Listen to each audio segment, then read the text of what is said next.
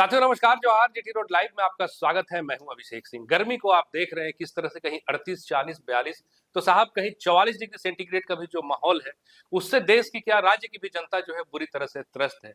और इसी भीषण गर्मी में एक जरूरतमंद मजदूर अगर मजदूरी करता है तो सोचिए उस पर क्या बीतती होगी। लेकिन फिर भी मजबूरी है साहब तो वो करना ही है।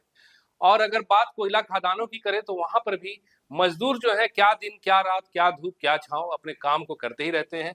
वो भी इसलिए कि उन्हें उनकी दैनिक मजदूरी मिले या फिर उन्हें महीने के जो वेतन है वो मिलता रहे। लेकिन अगर आप सोचिए कि उस मजदूर के वेतन में वो भी इस धूप में काम करते हुए कटौती हो जाए तो ये कहाँ तक सही है। बात बेरमो विधानसभा क्षेत्र की कर रहा हूँ साथियों, जहाँ के जो विधायक हैं वो सरकार में है लेकिन उनपे कुछ नहीं पड़ी है। और अगर बात विपक्ष की करें तो उस पे भी जो भारतीय जनता पार्टी के तमाम बड़े नेता हैं वो बड़े बड़े मुद्दे तो उठाया करते हैं लेकिन इन जरूरतमंद गरीबों और मजदूरों की आवाज बनकर कभी नहीं उभरते। लेकिन साथियों कहने वाली बात है ना कि एक ही नेता है, एक ही विधायक है और वो जब जहां जरूरत होती है, चाहे वो जरूरतमंद मजदूर ही क्यों नहीं हो या फिर हाशिए बस खड़े वैसे लोग जिन्हें तत्काल आर्थिक या सामाजिक सहायता की जरूरत हो, वहां वो पहुंच जाते हैं। और उनके नाम से आप भी अवगत हैं, वो है टाइगर जयराम महतो। अभी आप देखिए कि किस तरह से जब उन्हें सूचना मिली कि बेरमो में कोयले के खदान में मजदूरों के जो दैनिक वेतन है उनमें कटौती की जा रही है या फिर उन्हें जो है सुरक्षा संबंधी जो तत्काल सहायताएं होती है जैसे मास्क है, बेल्ट है, जूते हैं या फिर हेलमेट है, तमाम सुविधाएं उपलब्ध नहीं हो रही है, तो उसको लेकर के किस तरह से इन तमाम चीजों को लेकर के टाइगर जयराम महतो ने वहां के प्रबंधन से बात की और खुले शब्दों में चेताया भी कि ये जो मजदूर हैं इनके साथ इनके जो अधिकार है या फिर इनसे जो सुरक्षा संबंधी जो मानक है वो कंपनी को उपलब्ध कराना चाहिए और इस तरह की कटौती जो है उनके वेतन में किसी भी हाल में स्वीकार्य नहीं है।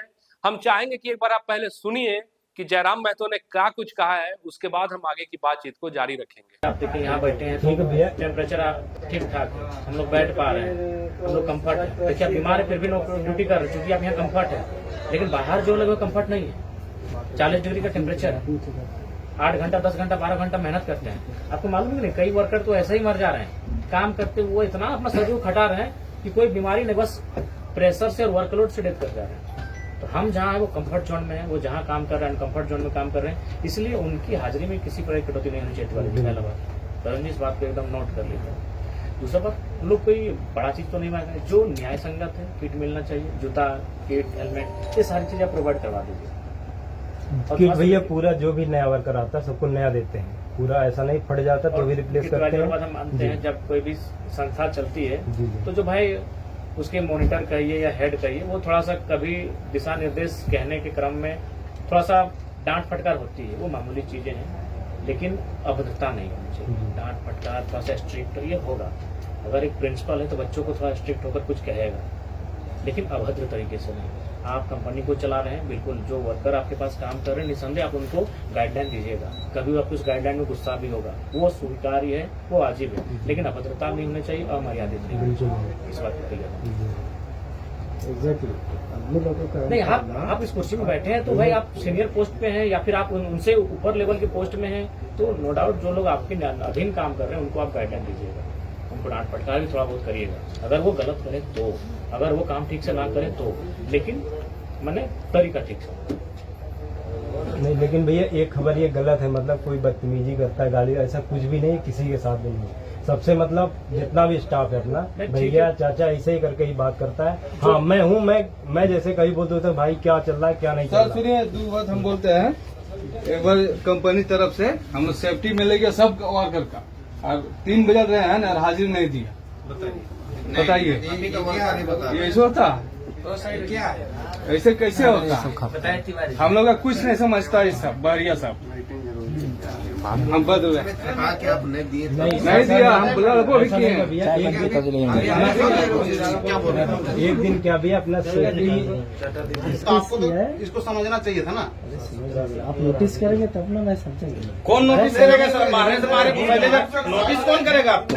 लड़का लोग जो आ रहा है आप उसको एक्सेप्ट नहीं करे, नोटिस किसके पास करेगा आदमी? आपके पास नोटिस करेगा? आपको किसी पर जब आप विधायक के सामने बोल रहे हैं हमको कोई नॉलेज नहीं, किसके पास नोटिस करेगा? तो लेबर लोग का क्या समस्या हल कीजिएगा सर? आप बोलते हैं मेरे तक कंप्लेन नहीं आया, जब आप माननीय के सामने बोल रहे हैं कि हमको नहीं पता है तो आप कैसे कीजिएगा लेबर का साथ आउट? अपना बचने का उपाय बोलो। लेकिन दूसरे को पल्ला झाड़ दे रहे इसलिए नहीं, सर देखिए, अगर इतना बात हुआ है तो ये सब कंप्लेन आपको पहले मिल चुका है सर।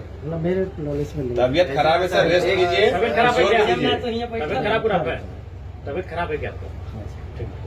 वो क्या बोल रहा है आप सुनिए। वो तो 425 बोलो है ना, और आप मिनिमम क्या है वो भी बता दीजिए। पेमेंट मिल रहा है, आप शांत रहिए। 456 रुपए के आसपास उसको दीजिए जो है आपको। हाँ ठीक है, कर देंगे। और मैंने ऐसा बोला था भैया, जैसे बोल रहा है, मैं भी आपके सामने बोल रहा हूँ। मैंने यही बोला था कि अभी जैसे 450 की बात थी, मैंने कहा वो भी एक बात करके अपन बढ़ा देंगे। ऐसा नहीं भैया, मैं सारा डिसीजन देता हूँ, मैं भी कंपनी का एम्प्लॉई है, ठीक है। मैं बातचीत मैंने बोला वो बढ़वा दूंगा, ऐसा नहीं कि मैंने मना किया। बाकी जो भी रहेगा भैया और किसी को एक मिनट देखिए, धमकाते हैं कि निकाल देंगे। ऐसा मत नहीं होना चाहिए। तो साथियों, आपने सुना जयराम महतो ने क्या कुछ कहा। और एक गौर करने वाली बात यहाँ पे ये है कि एकमात्र जो पार्टी है या उसके जो विधायक हैं वो लगातार तमाम मुद्दों को उठाते रहे हैं। और अब एक बार फिर से ये देखने के लिए मिल रहा है कि JLKM पार्टी की जो आक्रामकता है और जो उत्साह है या फिर किसी कार्य के प्रति उनका जो अपना जुनून है, वो फिर से एक बार उसकी जो धार है वो तेज होती नजर आ रही है। क्योंकि उसी पार्टी से जुड़े जो नेता हैं जिन्होंने मांडू का चुनाव भी लड़ा था और कड़ी चुनौती दी थी वहां से नीलमर महतो को, वो मांडू में ही लगभग 36 घंटे तक सड़क जाम करना पड़ा। वो भी इसलिए क्योंकि इस चिलचिलाती गर्मी में भी वहां के जो निवासी हैं, वासिंदे हैं, उनको जो है बिजली विगत 1 महीनों से नहीं मिल रही थी। इसको लेकर के उन्होंने वहां पर 36 घंटे से भी अधिक समय का एक आंदोलन चलाया, जिसमें तमाम जो ट्रक और बड़े बड़े ट्रांसपोर्टर के वाहनों के जो पहिए हैं वो थम गए थे। और अंततः वहां के जो प्रबंधन है उनको झुकना पड़ा और जो जरूरतें थी, जो बिजली थी, वो बहाल की गई। हम चाहेंगे कि एक बार आप इस वीडियो में देखिए कि किस तरह से बिहारी महतो ने उस आंदोलन को चलाया और उसके बाद वहां के जो लोग हैं किस तरह से खुश होकर के उनके समर्थन में या फिर उनके प्रति आभार व्यक्त कर रहे हैं। इस वीडियो को आप देखिए, फिर हम आगे की बातचीत को जारी रखेंगे। दादा हम तोरा वोट में लागलियो, एक साथ तोरा एनी टाइम खड़ा रहे, हम तोरा नाम मांगो। अच्छा बतावा, 365 दिन साल में 365 दिन हुआ है ना, 365 दिन अपन घर में हम चूल्हा पकाए के, चूल्हा जलाए के मांस मुर्गा सब खाइए, बाले बच्चे सबे खाइए। एक दिन ऐसा 10 दिन ऐसा कौन दिन आ जाए हमारे जो पैसा खत्म हो जाए, हमारे नेता सहारा लिए पड़ो तो वो काम ना करबा। यह संकल्प ला है हम तो यह चीज मांगो यार, कोई भी नेता तोरा जे तोर काम कर देता, जे तोर साथ रहता, ओकरा तो वोट दिया बिना पैसा दिया। कोई लालच भी देता, कोई लालच भी देता तो ओकरो ना कहना कहे दादा हम खाए लेबे अपन घरे, हम अपन मुर्गा बनाए लेबे, ठीक न। या हम अपन कोई भी भाई सबके भी दारू मौत में बड़ी तो नहीं दे दो, खाली दीदी सबके ना बोल लाले, चाची सबके ना बोले, खासकर महिला लन जो फोटो रहा तो सब जानो दिन के हमरा कहा देना पर लड़की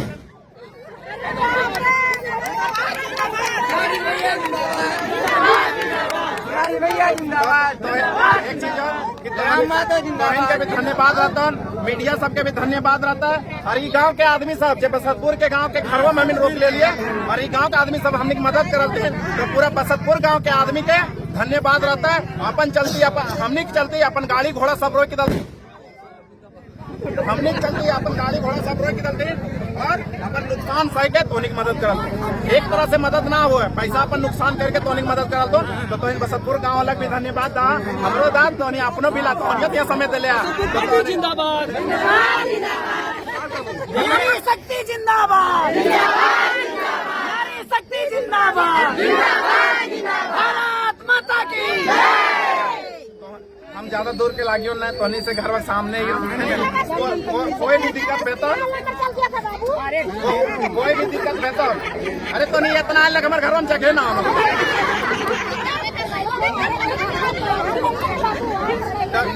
कोई इतना को है ना, कोई भी लड़का है, भाई बंधु है, चाची सब है, जकरा कोई दिक्कत बेतन तो नहीं याद करिए और लिए हम बिना पैसा के काम करबो कोई दिक्कत ना होने ने। देखिए क्या अपन भतीजा अपन बेटा समझ के बोलिया, दादी सबके उम्र के भी अथी लेकिन चूल पाकल है तो वो सब भी एकदम बेझिझक बोलिया है ना। और बड़ी परेशान कर लिया हमें ट्रक भाई सबके, बंधु सबके, वो सब ककरो बाले बच्चा लाग है ना, तो एक भी हमें क्षमा मांग रही है भाई, तो हमें परेशान कर लिया रोड में है ना।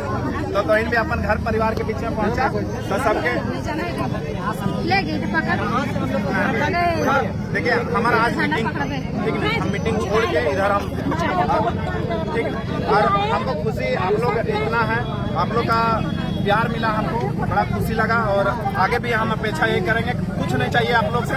अरे कभी जाएंगे तो भादो मारो भात तो साथियों, आपने सुना बिहारी महतो ने किस तरह से वहां की समस्याओं के प्रति आवाज को उठाई और उसका समाधान भी निकाला।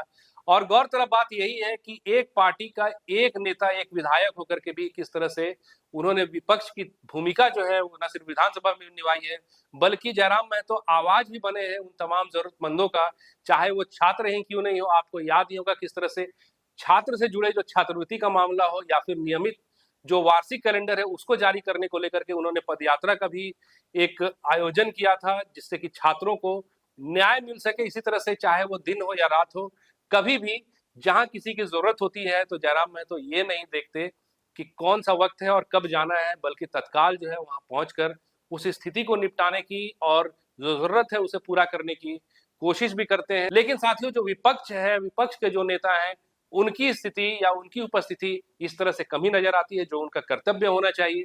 आज के लिए साथियों इतना ही। जाते जाते आपसे वही आग्रह है कि अगर आपने हमारे चैनल को सब्सक्राइब नहीं किया तो जरूर से कर लीजिए, वीडियो को हमारे लाइक शेयर और कमेंट जरूर कीजिए। आज्ञा दीजिए, नमस्कार, जय हिंद, जय भारत।